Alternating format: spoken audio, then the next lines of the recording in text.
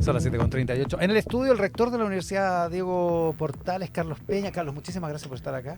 No, muchas gracias por invitarme, desde luego. Tiene que sacar un libro, Carlos Peña, para que venga a la radio, para que acepte venir. Humanidades, lo visible y lo invisible. Este es el resultado de una reflexión que viene de una controversia del año pasado, probablemente, ¿no? Del año pasado, sobre claro. la utilidad de las humanidades. Así es. Y el origen de este libro es una conferencia que dicté en Puerto de Ideas el año pasado. Y es una defensa de las humanidades. Es una defensa de la humanidad, es un esfuerzo por explicar en qué consisten las humanidades y por qué son relevantes en la esfera de la cultura, es decir, por qué una sociedad, un sistema educativo dedicado solamente a la innovación o la tecnología, como a veces suele creerse, es pobre, empobrece la vida, la vacía de contenido, y en consecuencia requerimos de las humanidades para tener una sociedad más reflexiva, más consciente de sí misma. En un momento en que como que el paradigma de aprendizaje y el paradigma de la reflexión puede estar cambiando, porque la manera en que usted y yo nos educamos probablemente sea muy distinta para la generación que están haciendo ahora, digamos. Va a ser muy distinta, digamos, ¿no? Claro, bueno, lo que ha cambiado, creo yo, es el soporte, seguramente donde constan, ¿verdad?, los objetos de la cultura, el discurso escrito, digamos. ¿Mm? El soporte cambia, hay una sobreabundancia de información, desde luego. La infraestructura de la comunicación humana también ha cambiado, pero nada de esto modifica una cuestión fundamental, y es que es propio de la condición humana reflexionar acerca de sí misma, y es propio de personas conscientes indagar acerca del significado que subyace a la cultura de la que forman parte, y este es propio de las humanidades. Ahora, esto es extremadamente importante, sobre todo ahora, Iván, creo yo, donde hay una sobreabundancia de información, porque la sobreabundancia de información no produce conocimiento, Mm. ¿verdad? Atiborrarse de información, atiborrarse de datos, como hoy día es posible hacerlo, en vez de enseñar, indagar, develar el sentido de lo que nos interesa, nos confunde, nos desorienta. Entonces las humanidades, la historia, reflexionar sobre la lengua, la filosofía, el arte, bueno, tienen la función, ¿verdad?, de orientarnos en un mundo tan poblado de información que sin ellas nos desorientaríamos. Claro, lo que me pregunto es si cuando cambia el soporte, Sí. no cambia la manera en que se estructura el pensamiento, en que se estructura y se desarrolla el pensamiento. Yo creo que no, porque pensémoslo en qué sentido una pantalla, por ejemplo, podría alterar el orden del discurso. Es verdad que la pantalla pone a nuestra disposición una posibilidad prácticamente infinita, por ejemplo, de modificar los textos, ¿verdad? Pero eso no altera el tipo de pensamiento, el tipo de razonamiento que efectuamos. En la medida en que uno lee en la pantalla, pero si deja de leer, si una generación en el futuro deja de leer y solo y accede a Platón, por ejemplo, con un video, solo con videos, por decirlo de alguna manera, por simplificarlo.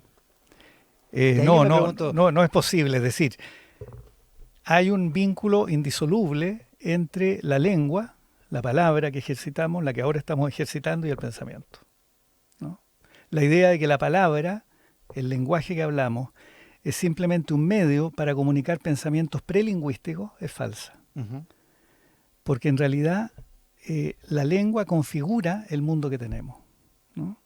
Cuando nombramos algo, de alguna manera, en el nombre que le asignamos, estamos ya caracterizándolo. Y en consecuencia, la lengua es portadora del mundo que habitamos, ¿no? No es posible pensar sin un lenguaje. Hay un vínculo, como digo, indisoluble, indiscernible, entre la lengua que hablamos y la manera en que pensamos. Entonces, si el lenguaje fuera nada más que un medio de comunicación, por lo demás esta era la imagen más clásica. Platón, por ejemplo, en un texto dice, el lenguaje es el instrumento por el cual uno le dice algo a otro sobre las cosas, que es el modelo de comunicación que se enseña claro, en las escuelas de periodismo, esto sea de exacto, paso, ¿verdad? tal cual. Platón, Biller, este tipo de cosas. Bueno, eso no es así. El lenguaje no es un instrumento. Porque si así Por decirlo así, fuera, el lenguaje es el pensamiento. es el pensamiento. Hay un vínculo indisoluble entre el lenguaje y el pensamiento. Incluso cuando pensamos a solas, ¿verdad?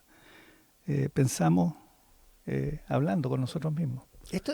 Todo esto tiene que ver con cómo vamos a educar en el futuro y cómo vamos a educar a las generaciones que vienen en el futuro, que es algo que es Claro, consustancial a su labor como rector, por yo ejemplo. diría que en el ámbito educativo, pensemos en el sistema escolar, por ejemplo, sigue siendo verdad que las habilidades de lectoescritura, las habilidades de saber leer y escribir bien, son la base del conocimiento de la inteligencia humana. Sobre eso no cabe duda. Eso no podría cambiar. No. Si alguien no es capaz de leer, no es capaz de escribir, no es capaz de expresarse con claridad, bueno, no piensa bien simplemente. Otra cosa es que después pueda ejercitar otros soportes, digamos. Claro, a partir de allí, desde luego, puede moverse la gente con agilidad, digamos, en cualquier soporte, ¿verdad? Acercarse a la información audiovisual, etcétera. Pero la base del conocimiento humano, del discurso humano, del diálogo humano, son las habilidades de lectoescritura. Ahora, volviendo a este libro, las humanidades son las que nos permiten navegar en este océano de datos, digamos, del que estamos Claro, impregnados, ¿no? sin ella estaríamos totalmente desorientados, perdidos, digamos, navegando hacia la sombra, ¿verdad?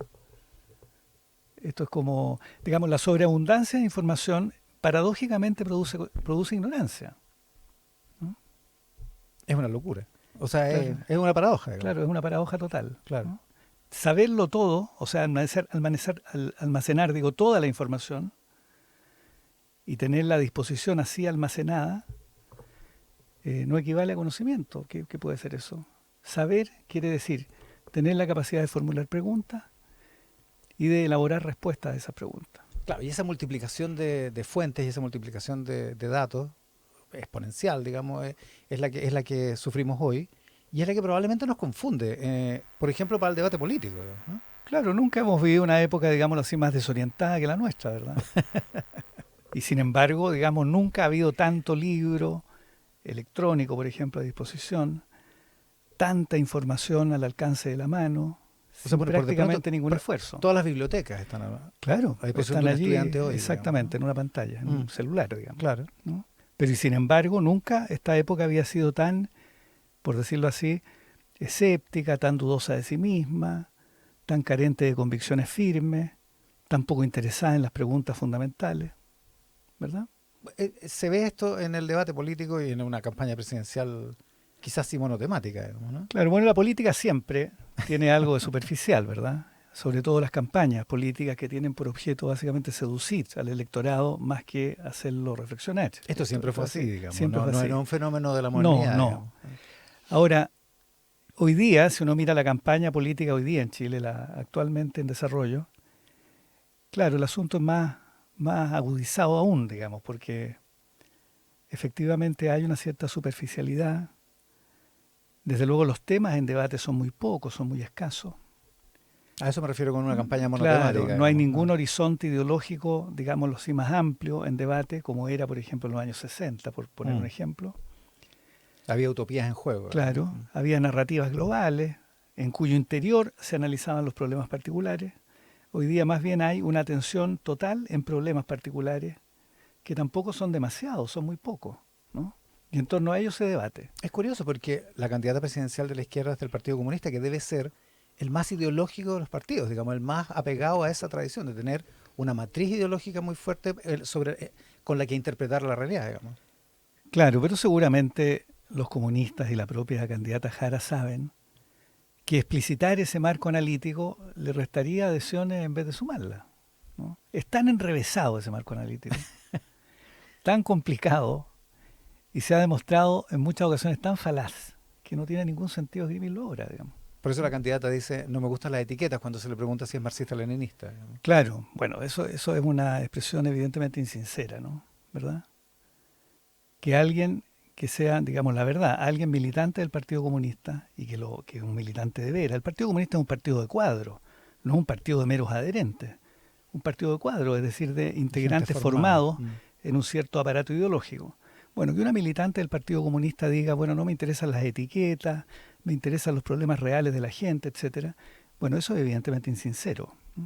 Como decía Kiko Mujica ayer, es como a un católico preguntarle por la Santísima Trinidad y que diga no me interesan las Claro, etiquetas. por supuesto, por supuesto. Claro, Sí, esa es una buena analogía. es una buena Sí, analogía. sí, sí. Es que exalumno de los portales de Kiko Mujica. Oiga, hay otro, está el tema de la seguridad. Sí. Y el tema, que es de los temas De los como temas, digamos, centrales del debate. centrales del debate, exactamente. Y en ese asunto interviene Carolina Toa y pone una frase que a muchos les hace sentido y a otros los irrita, que es que la izquierda ha tenido por décadas ella ocupa la palabra alergia, una especie de distancia con el orden público, con las policías, con ese sector de la realidad que ha tenido poca capacidad de manejar y poca capacidad para relacionarse con ella. Bueno, a mí me parece que Carolina Toda cuando dice eso dice algo flagrantemente verdadero. ¿Quién podría negar eso? ¿No? La izquierda históricamente ha tenido, bueno, por razones ideológicas de nuevo, ha tenido en general siempre una cierta distancia, una cierta relación alérgica, es una muy buena expresión, creo yo esa, con lo que supone la mantención del orden público, ¿no?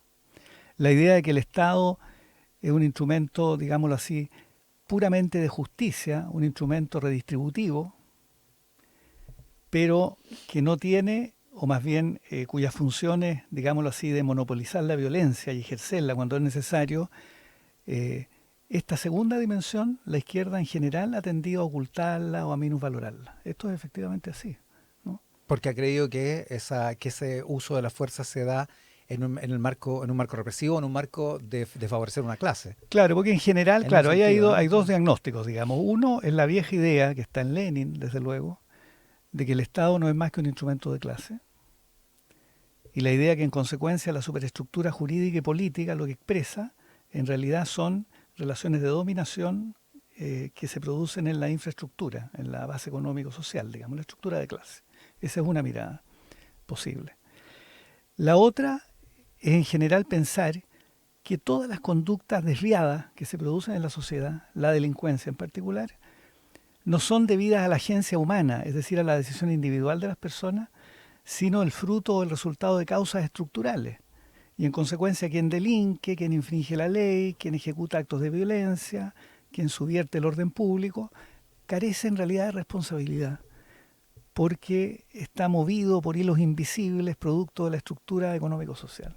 Entonces, esto hace que la reacción violenta que le corresponde típicamente al Estado se inhiba cuando uno tiene ese tipo de diagnóstico. Claro, Toda dice, cuando cometemos o cuando abordamos esa manera de interpretar el asunto, cometemos el error de perder en el corto plazo la posibilidad de tener seguridad y si se pierde la seguridad se pierde la Totalmente. libertad, Hay algo digamos. de esto en Janet Jara, por ejemplo. Janet Jara cuando le preguntan de seguridad, ella dice, sí, por supuesto, hay que tener medidas de seguridad, hay que aumentar la capacidad policial, etcétera, pero al mismo tiempo, agrega, es necesario hacer políticas de prevención social, políticas de inclusión social, etcétera. Todo eso está muy bien, pero lo que se esconde allí es siempre este diagnóstico, esta idea de que la conducta desviada, la conducta infractora de la ley, tiene causas que no son atingentes al individuo que ejecuta esas conductas, sino a la estructura o a la sociedad que en cambio impulsa a ejecutarla, ¿no? Ahora, para volver al tema de las humanidades, ¿cómo tienen que informar las humanidades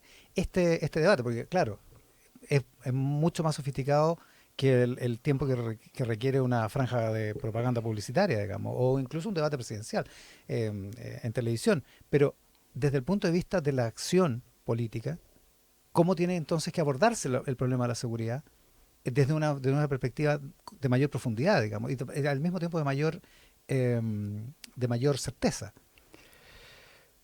Mira, a mí me parece que en general hay dos ideas fundamentales que rescatar y que subrayar en esto. Por una parte, el Estado es típicamente una agencia que monopoliza la fuerza con éxito, la expropia a los particulares y paradójicamente ejercita la fuerza o la violencia, paradójicamente para evitar que la violencia se enseñoree de las relaciones sociales, ¿no? Luego, manejar el Estado supone vérselas con la violencia. Max Weber dice, quien no entiende esto es un niño políticamente hablando. Esta es una cuestión. Y lo otro es que en general la conducta humana, por más causas estructurales que la orienten, la condicionen, la acerquen, digamos, siempre debe ser remitida a una decisión individual, ¿no? Tras todo acto tenemos que aceptar que hay una agencia, hay una decisión individual del sujeto que ejecuta el acto. Si uno tiene claras estas dos cosas, sabe entonces que la tarea del Estado es evitar que se ejerza violencia en las relaciones sociales, fueren cuales fueren las causas que la provocan, porque fueren cuales fueren las causas que la provocan, siempre en el origen de un acto violento hay un sujeto que decidió libremente ejercer violencia y que debe ser responsable por ella. Y eso tiene que entenderlo también la candidatura a la izquierda, digamos. Exactamente. Y estas dos ideas yo creo le cuesta entenderlas a la izquierda, ¿no? Eso hace que las encuestas digan que el país parece haberse derechizado, al menos temporalmente.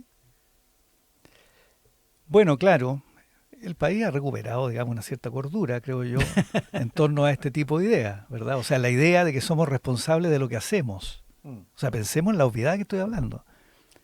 La idea de que no importa lo que hagan de mí, lo que importa es lo que yo hago con la circunstancia que me tocó. Esta idea es fundamental, que en educación es fundamental. Enseñarle a las personas que uno es responsable de sus actos, así esté cercado por la circunstancia, ¿no? En español decimos cuando estamos en la última de las posibilidades, decimos estoy entre la espada y la pared. O sea, siempre puedo elegir la espada o la pared, ¿verdad? Incluso en la posición Claro, extrema. en la peor de las circunstancias siempre hay una elección. Entonces, esta obviedad tenemos que recuperarla en la educación, en los medios de comunicación, etcétera, ¿no? La idea de que somos responsables de lo que hacemos y que las circunstancias no excusan, ¿no? Vamos a cumplir 6 años del estallido social, digamos. Esto no empezó en el estallido social, esta idea de que no somos responsables de lo que hacemos. No, Esto es es anterior. una muy vieja idea, desde luego. Una vieja idea que tiene raíces, digamos, de toda índole. Tiene, por una parte, raíces en, bueno, en la ideología de la izquierda, muy fuerte.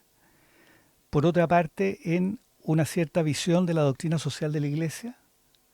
Recordemos Medellín, Puebla, Claro, esta la vieja idea del pecado tradición, social, la idea del digamos. pecado social, exactamente, de la violencia instalada en las estructuras. Es una idea muy, muy persistente. Es probable que ambas corrientes hayan contribuido, digamos, a esto que estoy mencionando, ¿no? A esta matriz, digamos. No, pero me refiero más bien a cuando esta idea se vuelve mayoritaria. Cuando esta confusión, como la llama usted, se vuelve mayoritaria. Bueno, yo no estoy seguro que haya sido mayoritaria. Si por mayoritaria se entiende, digamos, que la mayor parte de las personas hayan adherido conscientemente a una visión como esa, O sea, ¿no? hay una encuesta del Centro de Estudios Públicos de más o menos en la época del estallido, decía que más o menos como el 70% Bueno, en consideraba la época del que... estallido la irracionalidad fue la regla general, si para qué estamos con cosas. Sí, pues. O sea, en la época del estallido todos, con muy pocas y honrosas excepciones, todos, se sumaron al desmadre. Algunos al desmadre físico, quemaron iglesias, destrozaron bienes públicos. Otros al desmadre moral y otros al desmadre intelectual, digamos. Todos se sumaron. La Usted, culpa se expandió por todos los intersticios de la vida social. Es una época, yo recuerdo, donde todos sentían culpa por algo y todos justificaban lo que ocurría. Se quemaba una iglesia y la gente decía, bueno, sí, pero tal vez sea razonable, después de todo somos tan injustos, hay tanta hay desigualdad, tanto abuso. hay tanto abuso. Es decir, fue un momento en que las circunstancias parecieron justificarlo todo, ¿no? Y ahora parecemos estar... Rectores universitarios, recordémosles, profesores, intelectuales, bueno, prestaban coartadas para que esto ocurriera. Hoy día todos miran para atrás y, claro, condenan, pero nadie asume la responsabilidad. De lo que ocurrió en octubre y lo que le siguió, fueron tan responsables aquellos que reflexivamente ejercitaron actos violentos como aquellos que elaboraron coartadas para justificar eso o para enmudecer frente a eso, ¿no? Voy a simplificar su argumento de esa época. Ujú. Usted decía, aquí lo que hay es gente que, por una razón u otra, se quedó debajo o no está accediendo de la manera en que esperaba a los frutos de la modernización capitalista. Estoy Exacto. simplificando Sí, su sí. argumento. Pero, eh, que es básicamente la idea del crecimiento, que es otra de las ideas que predomina en este debate presidencial, digamos, esta Claro, lo que campaña pasa es que presidencial. la sociedad en que vivimos, la sociedad capitalista, digamos, es una sociedad cuyo combustible fundamental, cuya fuente de legitimidad, ¿no?, es la idea de crecimiento permanente, la idea de que si hoy día estoy mal puedo, sin embargo, con el esfuerzo personal, con mi propia iniciativa, salir adelante y acceder a algún tipo de movilidad, ¿no? Claro. Y hay una riqueza disponible a la Exact- que yo puedo acceder con las herramientas exactamente. adecuadas. Es una Digamos. sociedad que tiene o que esconde, digamos, un cierto ideal meritocrático. Alguien dirá una fantasía, bueno, pero esta fantasía es la que mueve a la sociedad en la que estamos. Si el crecimiento, en cambio, se detiene, se apaga, se hace flagrante que no lo va a haber, efectivamente se produce una gran frustración. Si a eso se suma la falta de conducción política o la frivolidad de las élites políticas e intelectuales, el resultado está a la vista. ¿Tiene sentido entonces que nos preocupemos del crecimiento en esta vuelta? Pero por supuesto, desde luego que sí. O sea, el crecimiento, crecer para una sociedad, al revés de lo que se creyó en octubre y luego en la primera convención constitucional, recordémoslo de paso, crecer es una obligación moral. Decrecer es una inmoralidad. Crecer es una obligación moral. Sin crecimiento no se puede superar la pobreza. No se puede mejorar el bienestar de los millones de personas que viven en la pobreza todavía en Chile. La otra idea, de manera que esto de mirar con distancia el crecimiento como si fuera poco menos que una cuestión pecaminosa, es propia de jóvenes tontos, digamos. Frívolos, burgueses, digamos. La otra idea que está en lisa en la campaña presidencial es la idea del autoritarismo. Janet Jara lo deslizó ayer en una entrevista de Andrés Gómez en La Tercera, esta idea de que en José Antonio Kast hay ciertas pulsiones autoritarias y la idea de que un gobierno de la derecha o de la ultraderecha, como la llama la izquierda, podría tener una deriva autoritaria, un declive autoritario. Bueno, siempre eso es posible, tanto en la izquierda como en la derecha, ¿verdad? La pregunta es si hay motivos para pensar que eso podría ocurrir en un gobierno de Kast. Yo no lo creo. Yo creo que efectivamente Kast tiene convicciones a veces iliberales. O sea, piensa él que los valores fundamentales de la vida social o política son el orden, la nacionalidad, este tipo de ideas, digamos, que son tan propias de la derecha más tradicional. Es verdad. Pero yo no creo, o no veo por lo menos, razones para pensar o aseverar responsablemente, digamos, que en Kast hay o se va a producir una deriva autoritaria, digámoslo así, entendiendo por tal, ¿verdad?, un tipo de conducta que, ejecutada desde el Estado, pase por sobre las instituciones. No, eso no lo creo. Entre otras cosas porque en general, donde se produce el autoritarismo, el nuevo autoritarismo, digamos, como se designa en la literatura, no depende solamente de la voluntad de un cierto liderazgo político, también se requieren ciertas condiciones sociales para que ello ocurra, una cierta tradición también de debilidad institucional. Nada de eso observo yo hoy día en Chile. ¿Es el nuevo autoritarismo como lo vemos en Estados Unidos, por ejemplo, o en algunos países europeos? Claro, el nuevo autoritarismo es la idea, digamos, de acceder al poder mediante las vías democráticas, pero al mismo tiempo, de manera soterradas e indirectas, digamos, intentar apagar la oposición política y saltarse las reglas fundamentales, ¿no? Como está ocurriendo en parte de América Latina, como está ocurriendo en Estados Unidos, como ocurre en parte de Europa, efectivamente. Dicho eso, en ciencia política en general, en la literatura, solía decirse que había como dos extremos, o democracia o totalitarismo, ¿no? En los años 70, en cambio, se dijo, no, hay una nueva forma que es el nuevo autoritarismo, ¿no? Una última cosa, hablamos el otro día privadamente, digamos, pero yo lo conté acá en el programa, sobre el futuro de Gabriel Boric. Sí. ¿Y cómo lo ve usted? Usted me decía que ve un futuro, a un liderazgo socialdemócrata, pero además con la experiencia de haber gobernado. Sí, yo creo que lo que se ha dicho de Gabriel Boric muestra que el comentario político que yo mismo ejercito, por lo demás, es un ejercicio de puras trivialidades, de puras obviedades. O sea, decir que el futuro de Gabriel Boric es ser el líder de la oposición política es de una obviedad gigantesca. ¿Pero qué se espera? Que no. ¿Que se recluya a los 40 años? Gabriel Boric fue un presidente accidental, lo he dicho muchas veces. Para él llegar a la presidencia es el punto de partida de lo que en mi opinión va a ser una brillante carrera política. Él no es Lago, no es Bachelet, no es Frey, quienes al alcanzar la presidencia culminaron una vida política. Boric la está iniciando. Y yo no tengo duda, o más bien abrigo la esperanza, de que Boric se erija, en el futuro, en el gran líder, digamos, de un gran proyecto socialdemócrata en Chile, ¿no? Yo eso lo pienso.